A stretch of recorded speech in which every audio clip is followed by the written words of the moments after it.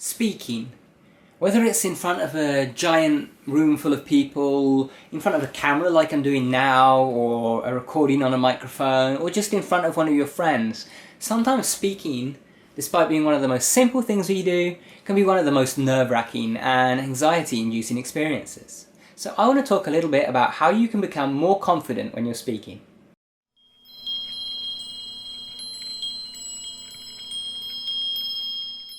Hey guys, welcome back to Tipharot. It's me, Matt here, and today we're going to talk about speaking. So why did I decide to cover this subject? Well, I did it because it's a very kind of funny subject for me. Basically, I have always had some issues with social anxiety. I am the kind of person that, put into a lot of social situations, I will just panic. I will have panic attacks and I'll go to the, worst scale of anxiety. And yet, throughout my life, I found it kind of comes naturally to me to speak to a crowd. When I was in class, for example, at school, I would find it difficult to speak to another student one-on-one, but if I was meant to give a presentation to the whole class, I was one of the people that was the least scared to do that. In fact, I felt pretty comfortable and confident when I did that. And so what made the difference? Well, the thing is, when I actually stood up in front of an audience, I didn't see this as, oh my god, I'm having a conversation with 30 people, like a lot of people do. What I did was I saw this as, hey, I am going up and I'm essentially acting out a particular role. I am doing something. I did not particularly focus on the audience. My goal was just to go up there, say the things that I wanted to say. And so by doing it this way, I kind of took out that kind of connection. I took out the whole fear of the other people that were watching me, and I just focused on what I wanted to say and expressing myself in the way that I wanted to. This made it very easy to speak because I wasn't worried about what each individual saw of my speech. I was worried about my speech as a whole. And that's important because you have to go up there and you have to be able to focus on what you are there for. It doesn't matter, say you're actually up there doing a speech and say, you're actually looking around at people to see if they're enjoying your speech. You might see someone there in the crowd and they look really, really bored. They look like they're falling asleep watching you. And that can put you off and that can ruin the rest of the speech, which will then ruin it for everyone else in the room. But the fact is, that person that you saw there, sitting, looking tired in the crowd, perhaps just got off an 8-hour day at work. They were just watching the speech before they go home. They are listening to you, they are enjoying the speech, but they're just, done with the day anyway. So, they're not tired or bored of you, they're just tired in general. And because you kind of worried about what they were looking like, what they were thinking or whatever, you've let down the rest of the room. So you have to be able to disconnect from the people that you're talking to as individuals and treat them as a whole. Think of it as, I am doing this, here. There's people listening, but that's not my worry. They can do the listening part themselves. They don't need my help for that. What I need to do is my speech. So first of all, focus on the speech and on yourself. Do not focus on the audience. The audience are there to listen. It's not your job. It's theirs. Now, second of all, what I suggest is a lot of practice. Now, this is, the most obvious advice out there, but the fact is, a lot of people don't realise this. It sounds so simple, but a lot of people really don't realise this. And you might not have realised this because, I'll give you an example. While I found speaking in front of a crowd to be, relatively easy for me, I actually found it really hard to speak to a camera. It might seem a bit odd now because, I'm talking to a camera just fine right now, but I found it so hard when I first got this camera. I got it out and I started recording. Same with when I got my microphone, and I was just like, what the hell, I'm talking to myself. It feels so weird. It's just a bit of technology here that I'm talking to. I'm not talking to any person. And I felt so weird about this. I was sitting there and I didn't want to, talk at full volume. I was talking really quiet because I didn't want someone to hear me talking to myself. It just felt weird. I couldn't keep eye contact with the camera because it felt weird, like looking at this little object the whole time. And essentially, I was rubbish at it. I was really rubbish at it, and you can probably see a bit of this if you actually go back to my old videos. They're quite cringeworthy. If you go back to the first videos I made with this camera, like the video where I announced that I got the camera and stuff, that was when I was still quite nervous in front of the camera. But the thing that I did was I just kept recording. For example, when I got my microphone, I would record videos even if I wasn't going to put them out. I would just sit there and for 20 minutes just talk and talk and talk about a particular subject. And if I didn't like it, I could just delete it afterwards. It didn't matter. What mattered was that I was actually talking and I was actually making the effort to practice. Same with the camera. I have made lots and lots of videos that I have never released because I just wasn't happy with the quality after I made them. So what was the point of making them? Well, a lot of the time it was just practice. For example, if I'm recording several videos in a day, sometimes I will just record one warm-up video where I just, talk a little bit, but then delete the video afterwards. Because by actually getting warmed up, by practicing regularly, I get familiar with the camera. And now I can talk to the camera like if I'm talking to another person. It comes naturally to me, I feel comfortable with it. And in fact, I really do feel like I'm talking to someone here. And, I can kind of sense you as the audience listening to me when I'm doing this. And it comes naturally to me, and now it's fun. Before it was something, daunting. And I was kind of worried when I first got my camera because I was like, oh, damn, I didn't think this was going to be so hard. But after a little bit of practice, that went away. So, practice. The next piece of advice that I'll give is to plan key points rather than a whole speech.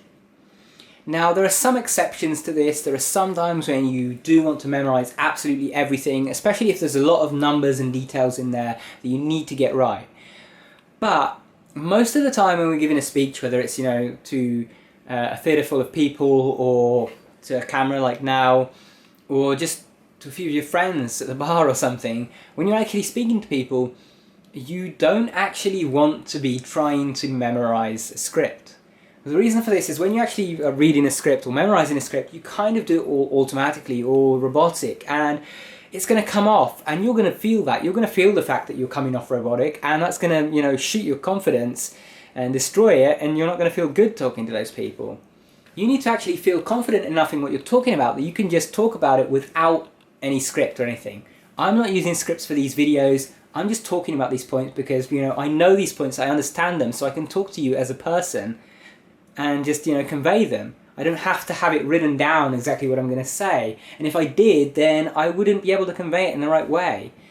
So what do I do instead? Well, I make notes of the things that I want to cover. For example, for videos like this, I'll make notes of the things that are important for me to mention in the video, and I will memorize those and make sure I don't forget to mention them. But I'm not going to write a script. So just focus on the key points. What are the things that you absolutely have to say in your talk? What are the things that will be good to mention? Write those all down, memorize those, and just practice.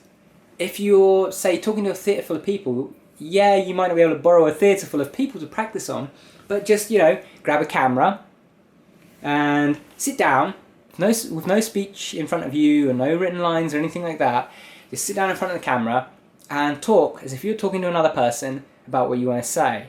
Try and include all the key points, and then watch back the recording afterwards and see what you did right and what you did wrong, perhaps things that you failed to mention, perhaps your tone of voice was a bit off, or you talked too fast or too slow, and make a note of that, practice again and again and again, and then when you actually go to do the speech, it'll come naturally to you. What I do suggest though is don't try and copy the same speech. When you practice, change it up each time. You don't have to say the same exact things. You can say similar things, but you don't have to repeat yourself.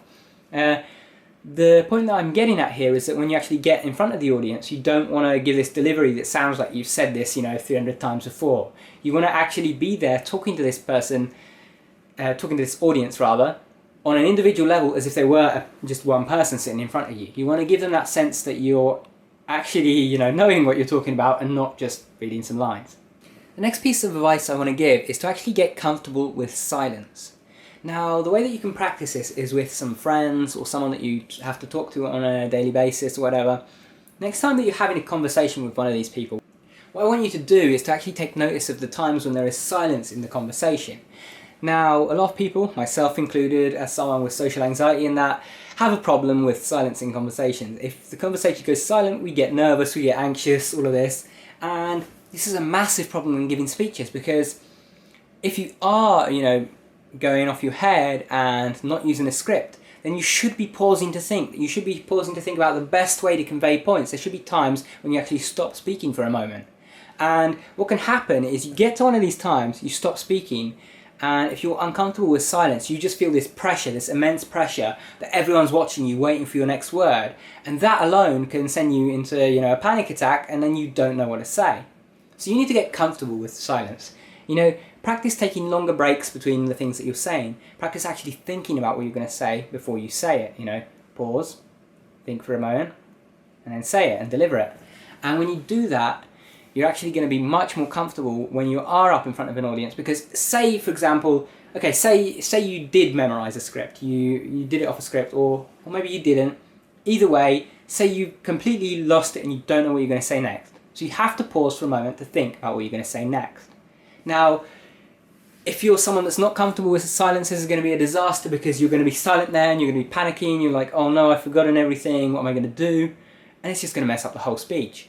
But if you're comfortable with silence, then it doesn't matter, because you could literally pause for 15 to 20 seconds. And, you know, it might feel odd for the people there. They're going to be wondering, why is he not talking? Why has he stopped talking? What's going on? But as long as you continue with a valid point after that time you've stopped to take to think, people are not going to mind. They're going to forget about that pause, 5 minutes later. What would be worse is if you pause, panic, and then, mess up the whole speech. So focus on being comfortable with silence. Now, the last point that I want to make is that you should be passionate about what you're talking about. This will massively increase your confidence, because if it's something that you really don't want to give a speech on, then you're going to need to find a reason to actually enjoy giving that speech if you actually want to give a good one. Because you're not going to be confident talking about something where you're just feeling like, oh, I don't want to do this, I don't want to talk about this, everyone's going to judge me, blah, blah, blah. You need to actually think, hey, I really have a message to deliver to these people. I have a goal here. I have a mission to complete. And my mission is to get this information into their heads in such a way that it will change their lives, that it will have an impact, that they will pay attention. So when you have this mission, you can start to speak more passionately. You know the right things to say. Intuitively, you will know how to convey your message in a way that gets through to them. And by having that kind of sense, by having that kind of sense of duty to actually deliver the message, you're going to feel much more confident when you're actually up there speaking. So, that's been all for my quick tips on public speaking and on speaking in general and how to become more confident in it. I hope you enjoyed the video. If you did, remember to subscribe up there, because we've got regular videos that come out every few days. If you like the video, leave a thumbs up. And if you have any comments or questions, leave them down below. If you want to keep watching, check out the video linked on screen. Thanks for watching, guys. Take care.